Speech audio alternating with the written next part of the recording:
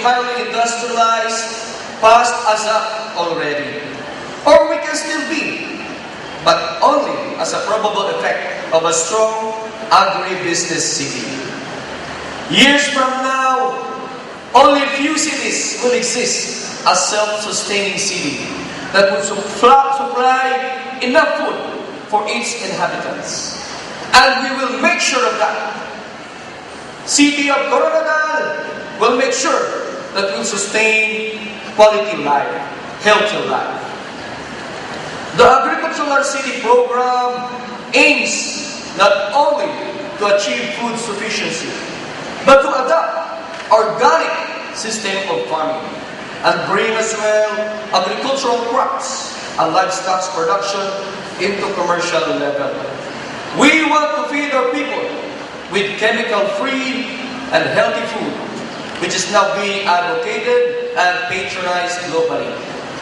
We know that we are still very young in our organic farming, but the conviction of this administration is to position our dear land as an organic city and be home of a healthy mind and a healthy body. Through our City Agriculture Office, programs in support to organic farming have been implemented. We self-propagated trichoderma, we distributed vermicast, we provide technical assistance, we have technology updating and information education campaigning. Trichoderma production making record of successes and good practices are very encouraging. Thus, to start, 5 sites of techno demo farms were established, and farmers to have hands-on training were allowed to participate. Today, 300 farmers more were served and updated up to this for hands-on training on organic farming. Mga mamumuma sa Coronadal, kamo ang partner ko.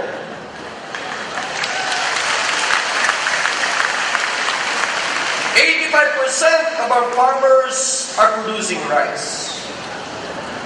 Thus, we have assistance in the form of local specific technology development or LSTD. Sa simple nga istorya, amoy niya maiid na paglantaw sa kada duta kung ano bala ang pinakanami nga pini para sa lupa ni nanay, para sa lupa ni tatay, ni lolo kag ni lola. Palay check technology was in place. Amo naman ini ang pagtutok sa pag-manage o pagdumala sa uma for demonstration farms in Barangay San Jose at Alsenia, Taplan at Namnama, in coordination of Phil Rice Institute. Mabuhay ang Phil Rice Institute. Kamo ang partners namon.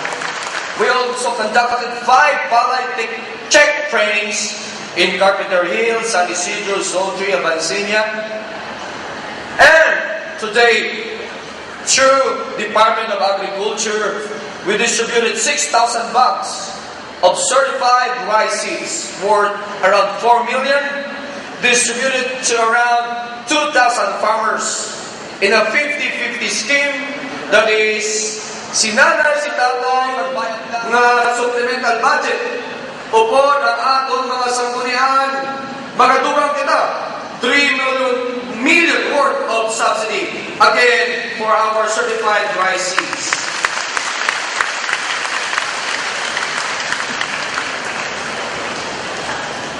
For corn production, we facilitated the transfer of technology to our corn farmers.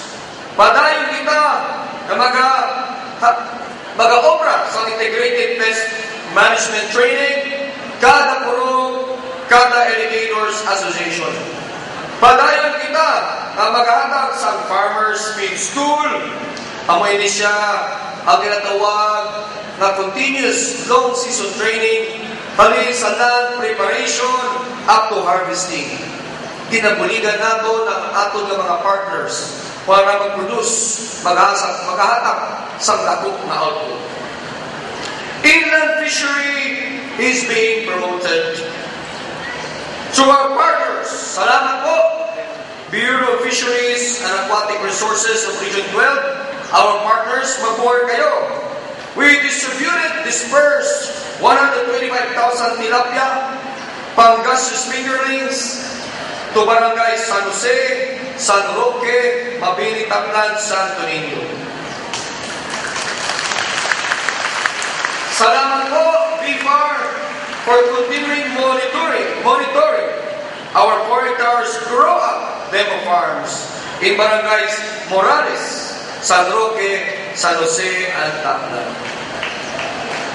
Moreover, BFAR and RFTC conducted hands-on training on Lamayo fish processing, deboning, and small fish processing. Environment. Degradation of our environment contributed to the low agricultural product. Thus, we reforest. Thus, we also implement agroforestry program. Thus, we will promote high-value commercial crops, particularly coconut, coffee, and cacao. The city propagated and distributed a total of 35,000 seed nuts for free sa atong nga mga gumuma. Barangay Evangelia, Barangay Asuncion, Carpenter Hill, over 350 hectares. Kape, we propagated, distributed 45,000 seedlings sa atong nga mga magumuma, 50 hektarya sa Kakob, Esperanza, Paraiso, Mabini, at Taclan. Cacao, we reintroduce it to farmers. Nagpropagate kita sa mga kabot sa atong mga agriculturists sa Sudan and distributed 6,000 grafted cacao seedlings to farmers of Barangay San Jose, Mabini, Asuncion, Paraiso, covering 12 hectares of hilly areas. Our youth, our women are very important and close to our hearts. In order to provide our women and our youth livelihood and employment opportunities, various technology transfer and skills training were conducted. Nag-umpisa sa food processing, pot holder, doormat making, hasta sa packaging and labeling training. Just weeks past, we invited, and luckily, fortunately, our Secretary Proceso Alcala came over. We conducted Farmers Congress, participated by 500 persons, and that Congress is a fruitful one because we are now about to put up our integrated laboratory for soil examination, seed examination, crop examination, that will be an income generating, that will serve not only Coronadal, but the entire province and the entire region.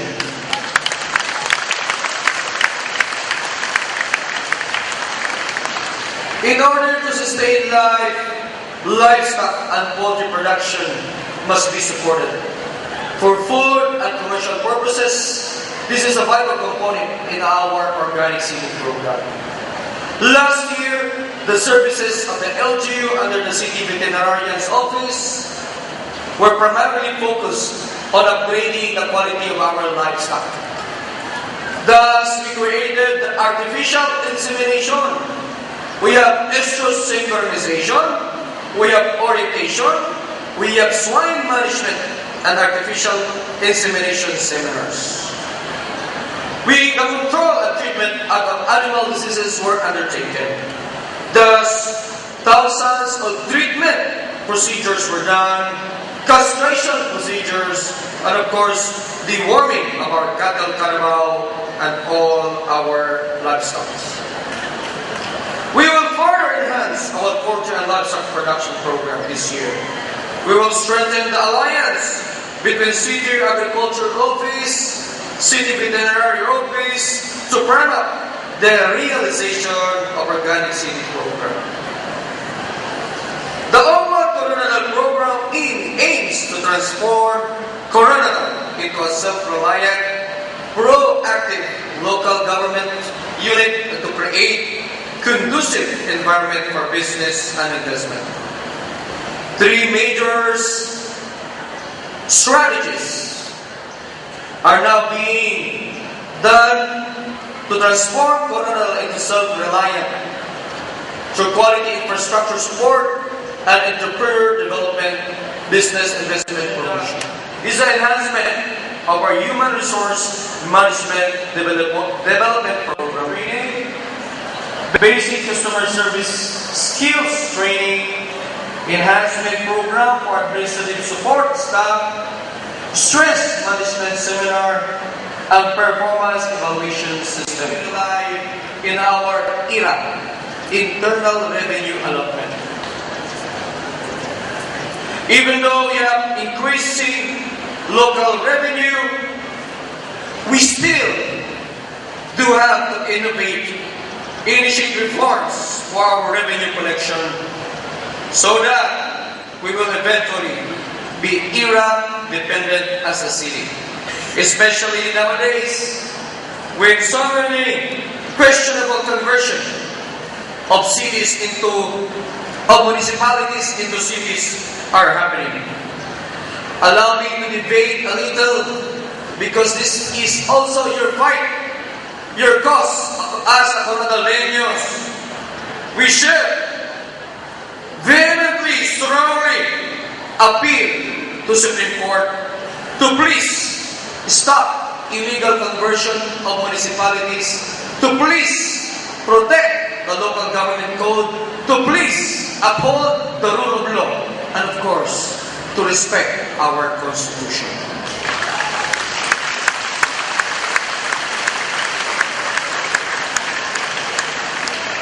In a few days' time, I myself will represent Coronadal City in this fight against the Supreme Court.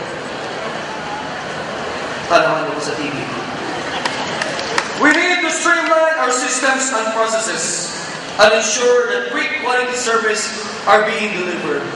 Thus, we implemented an integrated computerized operation of the city government through the City of Coronadal Information and Communication Technology Project.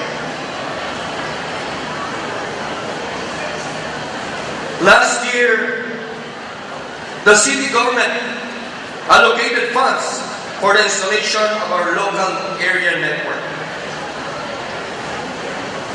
We hope that more ease and convenience in transacting with the city government will be experienced once the installation of our local area network will be completed.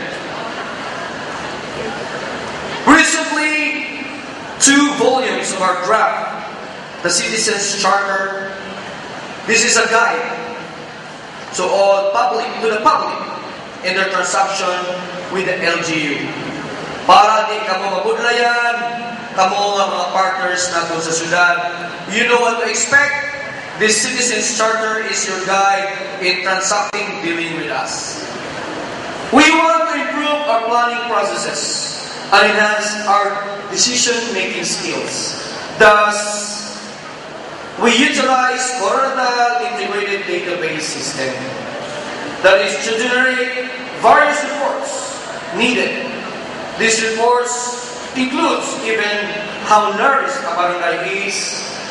This includes even how many differently abled person a barangay has, and of course, numbers of indigent families there is in our community. Collaborated with Community Health and Living Standard Survey by the Provincial Government of South Cotabato, complementing this will maximize the utilization of our financial resources. Provide employment opportunities for our people. Having good roads, well-lighted streets, and flood-free areas make our daily life very convenient and easy. We have increased appropriation for Copenhagen projects to Miguel, and still my priority as your mayor. The present administration, through the support of the Sangguniang Paglungsod, has adopted that priority. Road concreting projects for 2010, from Barangay Pangasinan to Barangay Rotonda, Barangay Taplan, Barangay San Isidro, Barangay Zone 1, Barangay Zone 4, Barangay Zone 2, and Barangay Santa Cruz were in place. Don't worry, Barangay Chairmans, many roads and bridges are to come to your barangay. One of the perennial problems of the city of Coronadal is flooding. It does not only hamper economic activity, but also bring about occurrence of several illnesses, dengue, diarrhea, skin diseases. Until such time that the city's comprehensive drainage master plan is complete, several interventions have been made to lessen it. To it, we have repair of Bullock Creek slope protection at Lower Moro, repair of existing drainage at Lower Moro in Barangay Zone 1, repair of canal in Lopez Haina, repair of canal in Arellano Street, Zone 2, reinforcing of canal in Antipolo Street in Zone 2, existing repair of canal in Lower Moro, and repair of culvert in Barangay Zone 2. Department of Education is now operating in their new building at the Prime Regional Center. Other regional offices, such as Commission on Higher Education, Bureau of Fisheries and Aquatic Resources, are there already. PGM Robert Vergara, who recently went here, committed to construct big GSIS building. While DNR EMB has already commenced the construction of their building, as well as Bureau of Jail Management and Technology, and many more. We are lucky as a city of Coronadal, as regional center, because our fellow provinces and cities are very supportive with us. An additional 700-meter road network and sidewalk with curb and gutter and line canal was constructed last year. Our City Hall, almost 95% of the total operation of the city government has already transferred at the new City Hall. The following have been completed: the elevated ramp and the road network going inside our City Hall. Under this program, the basic and urgent infrastructure needs of the constituents in the barangay, 30 units were completely installed and 6 units are still going on.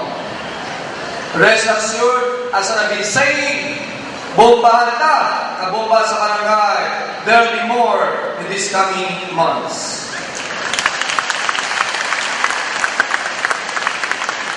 We also facilitated the repair of multipurpose buildings and stage.